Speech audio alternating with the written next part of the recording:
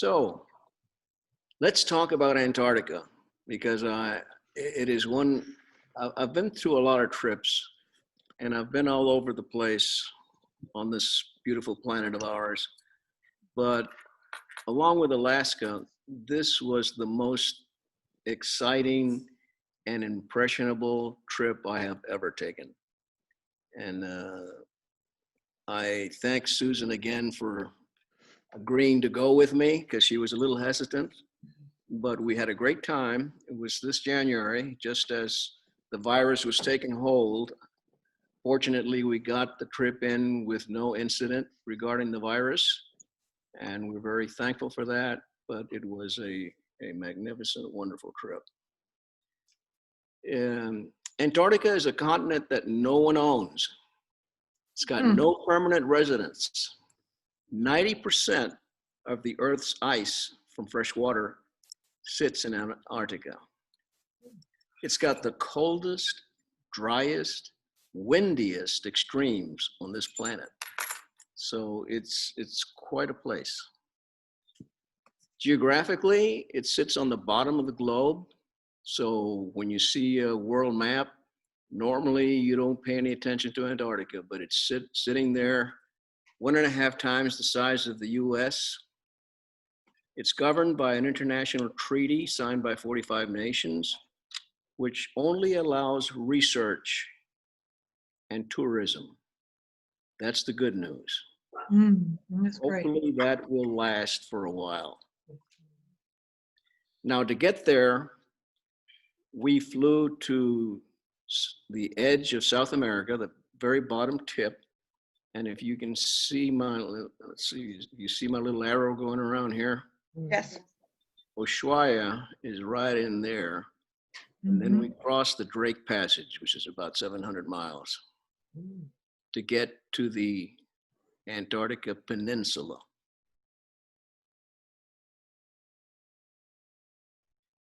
Now this is the peninsula, and we only covered like the top third of it.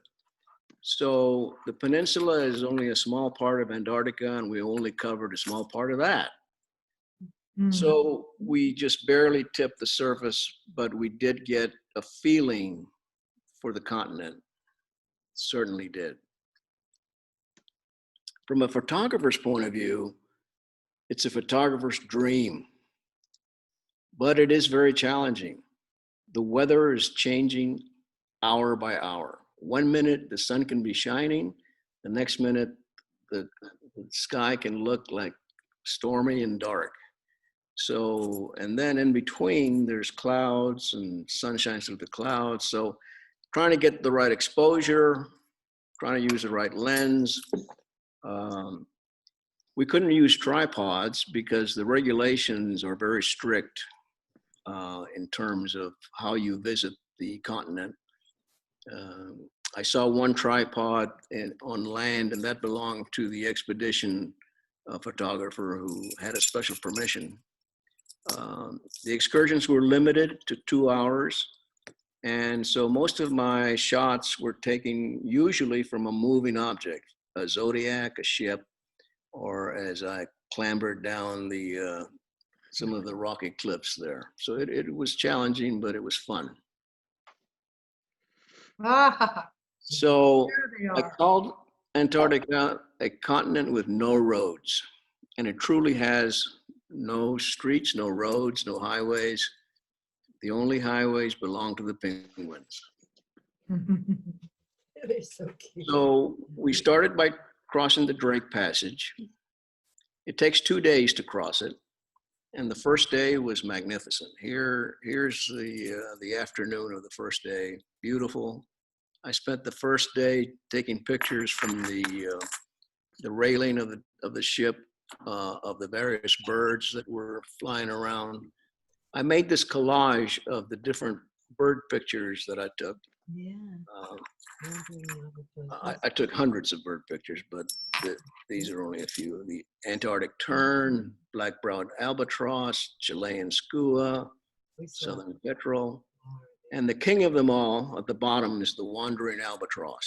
Yeah. It's got a 12-foot span.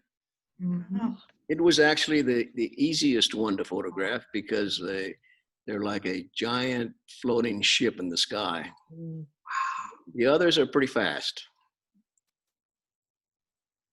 Day 2 was totally different weather. Stormy, rocky.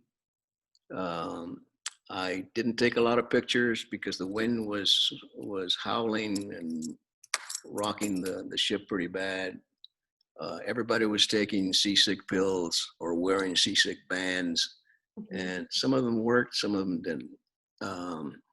Luckily, I wasn't affected too much by it.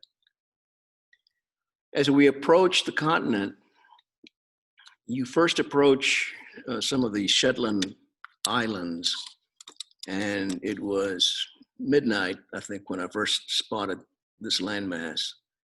And I remember the feeling. It was like eerie, quiet, cold feeling, but peaceful. And then as we got closer, I saw what I thought was a building far away. And as I got closer, this is what it was. The first iceberg I laid my eyes on. Wow. Now, it's not my best picture because there was not enough light. The ISO is extremely high on this photo, but it means a lot to me because that was the first sighting of a huge iceberg. So we floated into the first bay that's at the tip of the peninsula, and the iceberg. Are the colors natural? Color is natural. These Wow. Blue ice. Nice. icebergs usually are blue to blue-green. You don't see a lot of white icebergs. Gorgeous. Oh my gosh. So we anchored in a place called Hope Bay. A lot of maps call it Esperanza Point. Esperanza, Spanish for hope. And at this point in time, when I took it, the water was like glass, as you see. Oh, This is our ship. I think Wow. it was 7 o'clock in the morning, 6:30 in the morning or so. You see us disembarking at the bottom there. We had already disembarked. I was looking back at the next group coming down.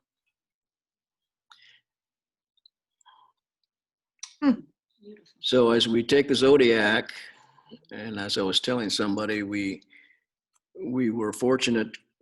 Susan and I were the only ones on the Zodiac, so we had a lot of freedom to move around and take pictures. Oh. These little guys are on the shore. The middle one seems to be saying, "Who are these guys?" This is higher up on the cliff. I took this with a telephoto, and these are the chicks. The dark furry brown ones are the chicks that were probably a couple of months, maybe a month old. This place was amazing. They go from the shore that you just saw to these ice flows that are seen here. That's just the edge of the ice flow. You can see that this little part here, we came around this way and around and back on the side. So as we came by this way, what you see here is that. Yeah. And right on top are these little penguins. These are Adelie penguins. There's 3 species that we saw in Antarctica. They're about 20 inches high, but lots of fun, curious, playful. They were curious about us. One's looking one way, the other guy's looking the other way. Mm-hmm. Looking back away from that point is the glacier at Hope Bay. Very typical glacier. It looks white on top because of the white snow and freshwater ice. The bulk of the glacier, though, is blue. And you can't see that too well from here. But glaciers and icebergs are blue because they have been frozen. The water's been frozen under such high pressure that the only light that escapes is the blue light. Hmm. So back to the other shore where more penguins were waiting for us, and they seemed to be agitated and looking around. This, by the way, this was part of one of the largest penguin rookeries in Antarctica. 175,000 adult pairs nest there and breed. Oh, yeah. And this is what they look out for. This is a predator of the penguins. It's called the leopard seal. Very stealthy. That's what they eat. Hmm. And Yeah. here he's lurking behind the ice floe, Mm. waiting to see whether a penguin passes by. Hmm. They're cautious, but they don't let that bother them too much. They're back on the ice. Ooh, let's go for a jump. Hmm. And we caught them jumping there. Oh, it's incredible that they can live it. Nice. So this gives you an idea of the expansiveness of that rookery, just from the right side here, Oh, yeah. all along there. Mhm. And the red you see is either the excrement or regurgitated food that they spit out, and the bacteria and other things that grow on it happen to be the color orange or red, and that's why you see that color. I see. So you have to be- So after a 2-hour trip, we get which was by regulations the longest we could stay. We're back on the ship and off to the next point. This is the way they take the zodiacs up and down the ship. So these shots are from the ship. Now you see the blue ice there on the bottom. This is the side view. So let me go back to that. As we come around this way and go that way, you can see the side of the glacier. So you see the blue coloring of the ice. Mm-hmm. Mm-hmm. And as we go through the slideshow, there are some slides that I have here strictly for information to show what was going on. And of course, some slides that I hope to, get good prints from. This is probably one that I would like to play around with a little more. Yeah. This shot I took from the bottom of the ship as now look at, we reboarded the ship around 9 o'clock. So this is about 9:30. And the sun never sets really, but it also never is right above you. It kind of skims along the horizon.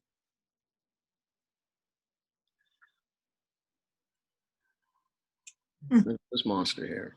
Beautiful. So the next point we stop at is the site of a dormant volcano called Brown Bluff. The red-shirted people are our group. Susan and I are wearing a red shirt too, red jacket also. It was not that cold here, and it was amazing how much the weather changed from one place to the other. This was probably in the high 30s Fahrenheit, but you could at any point in the day feel like it was, 15, 20 degrees. And at night, of course, a lot colder. Now, this is their summer. January. You see where the ship docked or anchored, and the reception line of the penguins that are like, who is that coming? Oh, my neighbor. She just came to help me with something. This was another rookery that we visited. It was also large, not as large as the other one. Wow. You also see in the horizon the fog and the clouds lifting as the day starts to wear on. So the chicks actually follow the adults around and badger them until they get fed. Here's the feeding. Now I've got hundreds of the feeding you would not want to see, but Well, we probably would actually, but it's okay. and here's a satisfied customer. Yeah. Now, I wanted to take this close up because it's important to see the kind of fur coat they have at this point in their development. If they would jump in the water now, they would sink. They don't float as their adults do. The adults, their fur has this kind of insulated tubular layer structure that actually acts like little life preservers all over the body that makes them swim as agilely as they do. Here's a wide view of the colony. Oh, I love that. Yeah, that's Wow. Now, this is a different type of penguin. This is the Gentoo penguin. They're a little bit bigger. They have the white swath on the top of the head, and the chicks are got the white markings, and they're a little bit different looking. They're nice. Mhm. So we get back on the Zodiac and make our way towards the ship. And again, it's an incredible feeling. This one is taken from the ship. I'm up on the top deck, looking down. You can hardly see these little penguins in here. Oh, And that's the dormant volcano. And so where we were is right in there is where the penguin colony is, and that's where we came from. So we're back on the ship. There's Susan saying, "Where's my cocktail?" And a final look at one of the glaciers, and the expedition guys also kind of keep a close eye on everybody to make sure nobody was left behind and everything is okay. So we start back.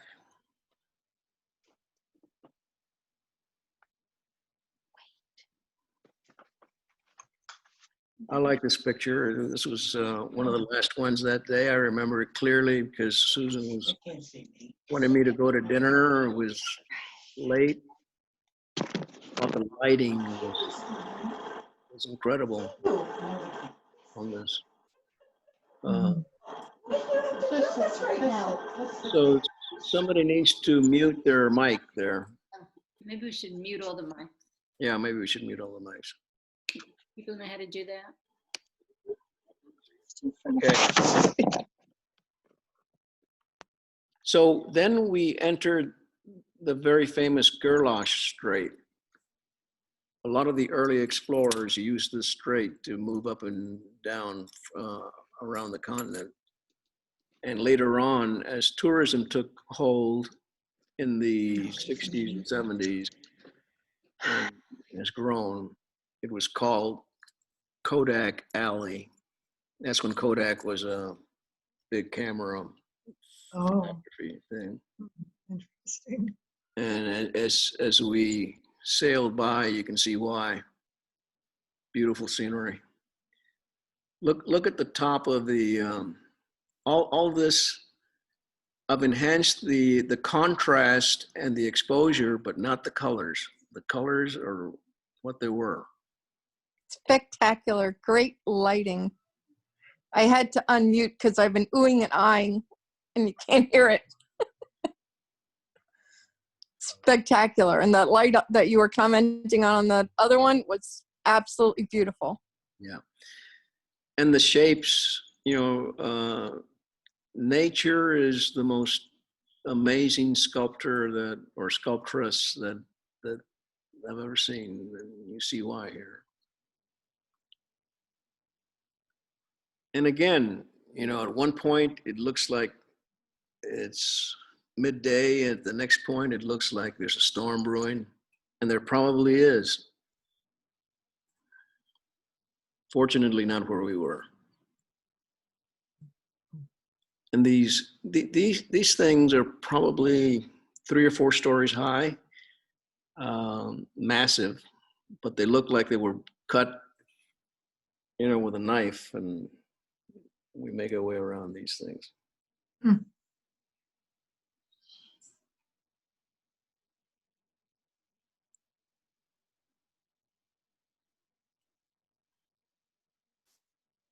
And we got to a point here where I said, I've got to take a black and white of that. And I think I took one of this, but I don't know what happened to it.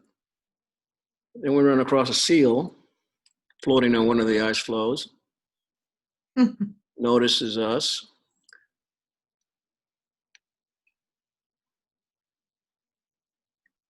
And this, probably by now, that chunk has fallen into the water. Mm.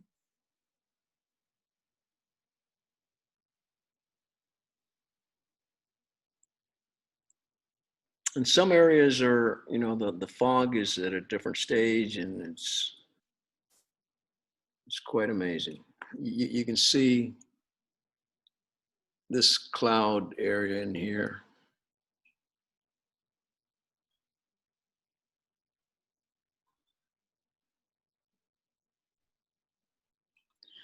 So I mentioned there were 30 research bases. This is one of them. This is a Chilean one. And it sticks out on the tongue of a piece of land that comes out, juts out. So we're actually going to go around this thing. This is one side.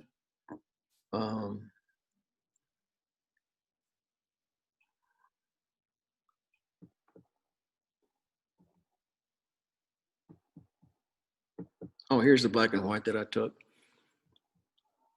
I just thought that the black and white would capture the texture of that snow on this glacier a lot better.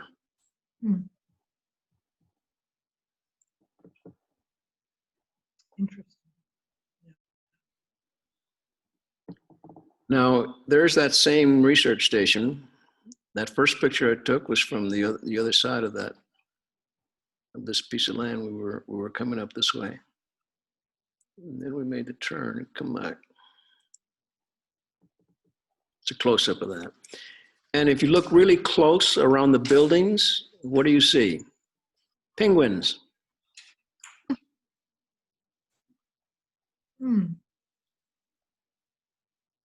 And almost every ice floe has a few of them. So then we head up to the next landing spot, and this is Brown Station. Now, this is an Argentinian base, and it's one of the earlier ones, so it has a museum there. And when we stop at one of these places, we are split up into groups, and each group has a different time that they go and land and come back. And this was the group in front of us that I took a picture of.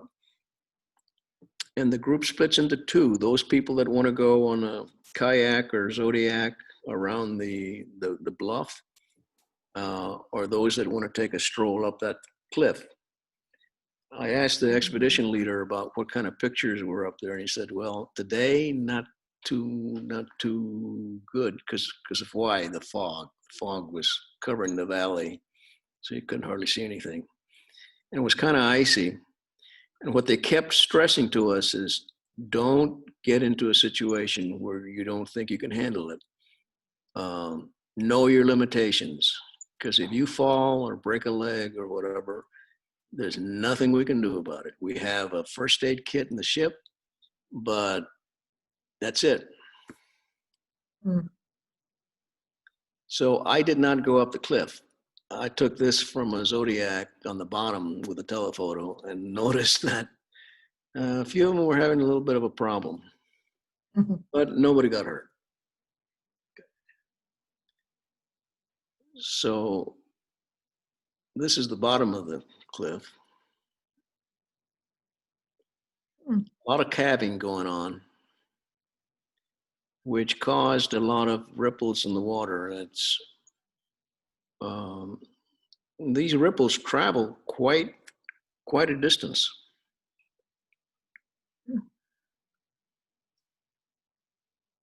Wow. Hmm. Again, exposure and contrast fixed, but the color is the natural color. Look at the blue reflection in the water these things cause. Now you Mhm. see these cracks in the icebergs. They're deep cracks that where the light radiates out from under them, and they become iridescent almost. Hmm. Beautiful. What is the time here, Edward? The time is probably 3 o'clock in the afternoon. So the sun is in the middle. It's no sun, by the way. No, the sun is never up in the middle of the sky. It's always on the. It kind of. It's always there, but it always skirts on the horizon. The sun is probably to our upper right at this point.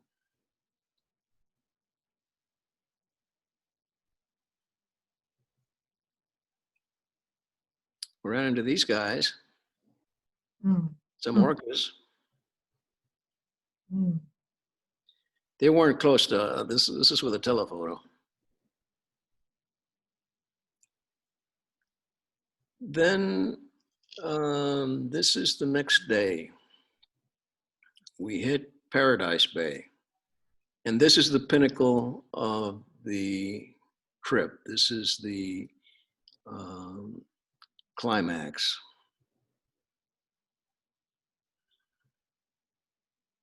Ooh. So the clouds let some of the sunlight through. The huge ice mass lights up very differently.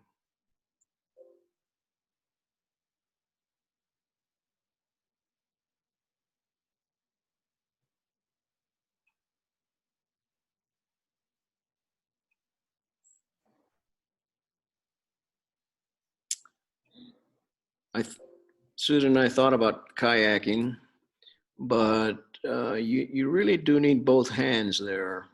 And the camera I was carrying is probably 15-pound camera because it has a telephoto on it.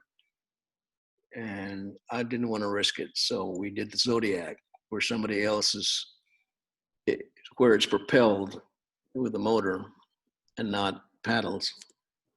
And somebody else is driving. But we were just entering what's called the graveyard of the icebergs. Ah.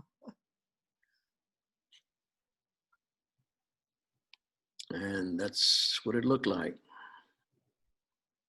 Hmm. Of course, the seals. Now, on the edge of the iceberg, when the ice melts and then refreezes and then drops into the water, that ice is crystal clear, as you can see. Yeah.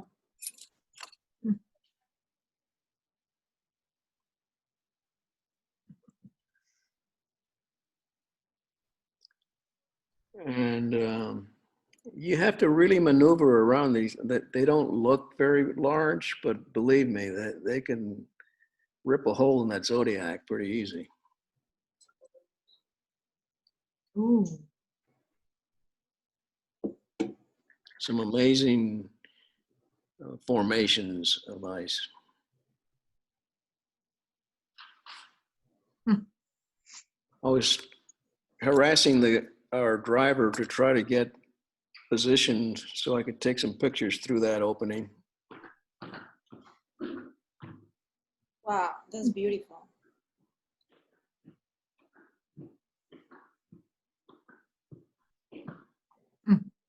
Like an Hmm. abstract photograph. Wow.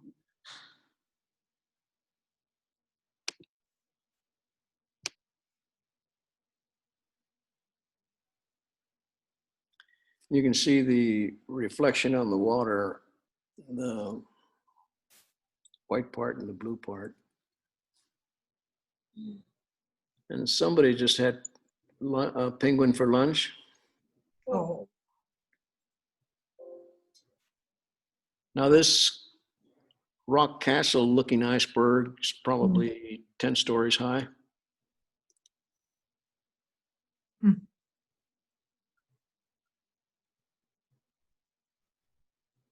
What's something?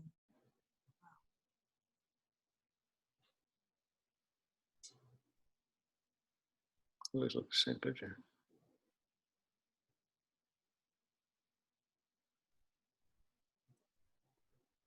And this one looked like it was sculptured on purpose. This looked like the whale's tail stuck in a huge piece of ice. Now notice this little tunnel here that goes right through that thing. And what I wanted to do was have the Zodiac go this way so we could get in there, but they're not allowed to do that. Again, there's very strict regulations in terms of how close they can get to these icebergs. Hmm. Wow.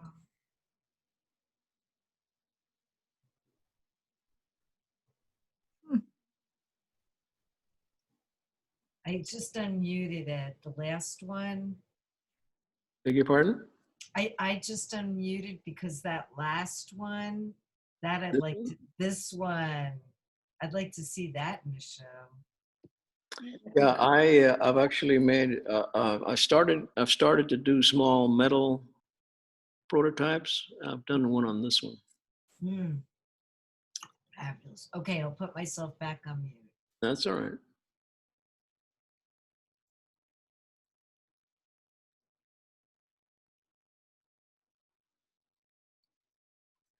This is not a leopard seal. It's Weddell seal.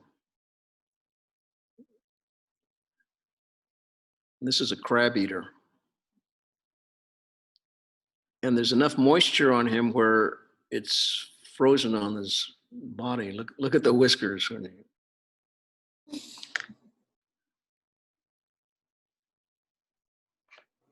I was actually, that's with a telephoto.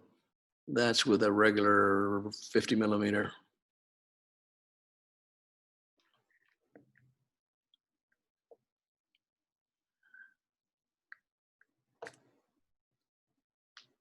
So this was kind of what Susan and I had. You see this setup here, Zodiac, 2 people, driver. We have and usually there's a staff photographer that if you need help in terms of exposure or settings or whatever. Oh, wow, nice. Well, I had a youngster that I was actually helping him. They should pay you. I love this picture here. Just the different lighting on the cliffs and the ice. Again, what I'd love to do is get in here.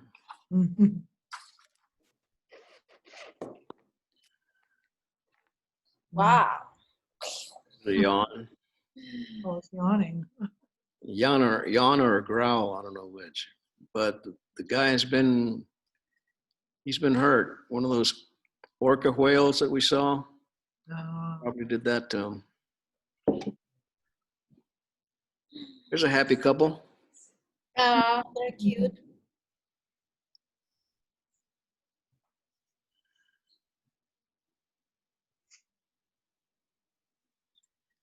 And we head back to the ship.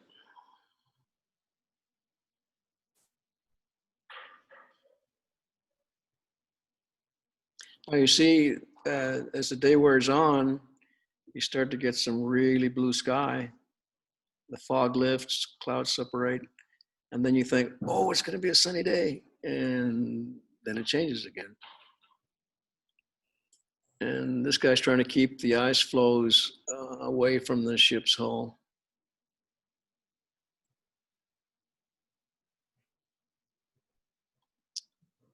Peterman Island was next. And here we did some intermediate climbing. For example, we went right up here and around the corner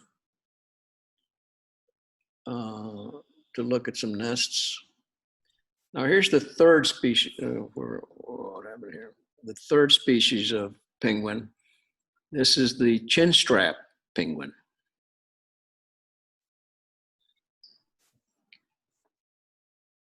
And this is about the only roads that exist in Antarctica, the penguin trails. And Susan's a little too close to this one, but they mark them with the red flags. We were supposed to stay away from them and at least 5 feet. And the penguins use those to get to the water. Now, there's the tripod that I saw that belonged to that staff photographer.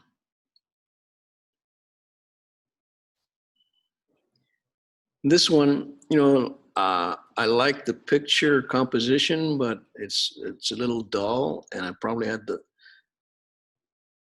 I could have used the tripod here because I had to have a speed that was fast enough so that it would be clear, not shaky, but that gives it, because it was so dark then, we just hit a dark patch in the day. It didn't give that bright photograph that you look for. But then you try to use whatever light there is, and I've tried to use the light reflecting off the rocks to try to capture the penguins. I think I have actually better pictures of this in my 3,000 pictures that I took, but this one was interesting too because it shows the rock formations. Here's a Chilean skua trying to get at one of the chicks or the eggs. Can you come back to that photo, please? This one? Wow, this is so amazing. What is that? It's a penguin? The bird with the wings is a Chilean skua. What they're squawking at is a nest that the penguins have, where there's probably, well, this one is a pretty big chick here, but there might be some eggs that he's after.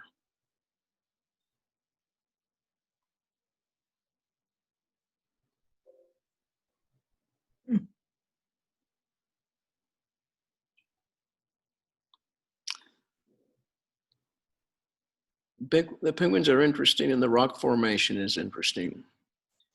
But also look at the horizon. It's just surreal.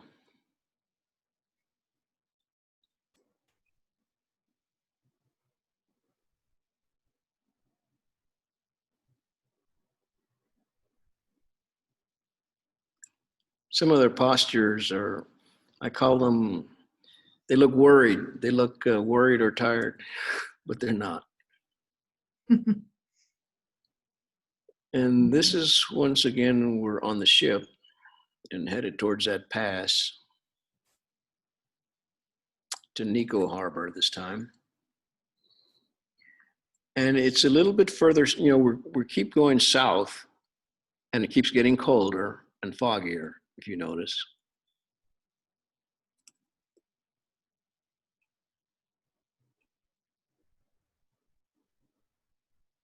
But still beautiful.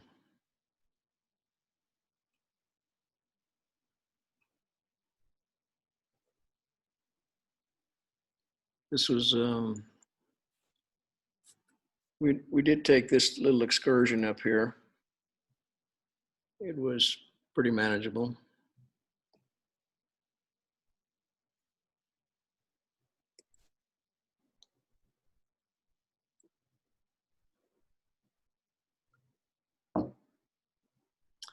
I think this penguin is pregnant.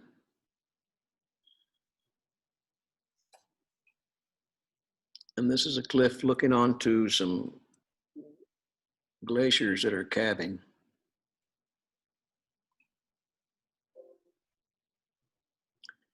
Now the pair of adults take turns sitting on nests and raising the chicks. And when they change shifts, they face each other and bow at each other.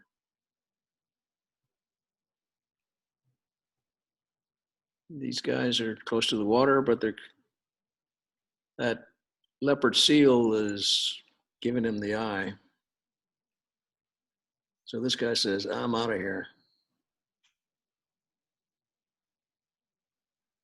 Here's a Gen 2 penguin with their chicks.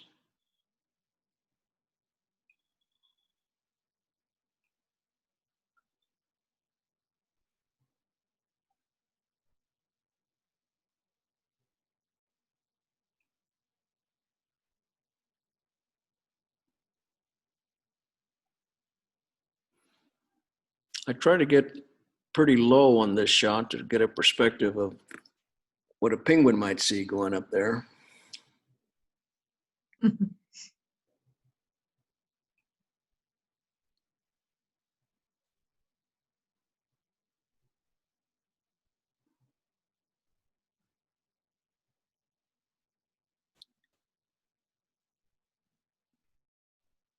Can be a lonely place if you get lost there. So that was pretty much the last excursion we had, because the weather on the last day turned very cold and very windy. The wind was over 70 miles an hour, so the captain did not want to let us out on the Zodiacs. So we got back on the Drake Passage.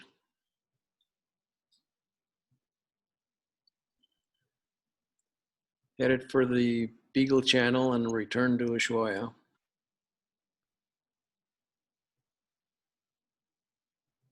Passed some large colonies of cormorants.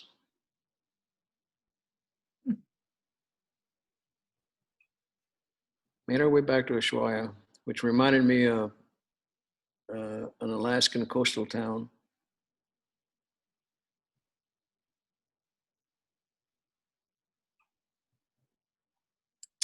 And that's the end. Oh, Very, beautiful. Thank you. very nice. Thank So you. interesting. Thanks a lot. It was Do you have really, any really questions, Ed? Yeah, wonderful. Beautiful. Love this. We Gorgeous. should have time for questions. What? You have Any questions?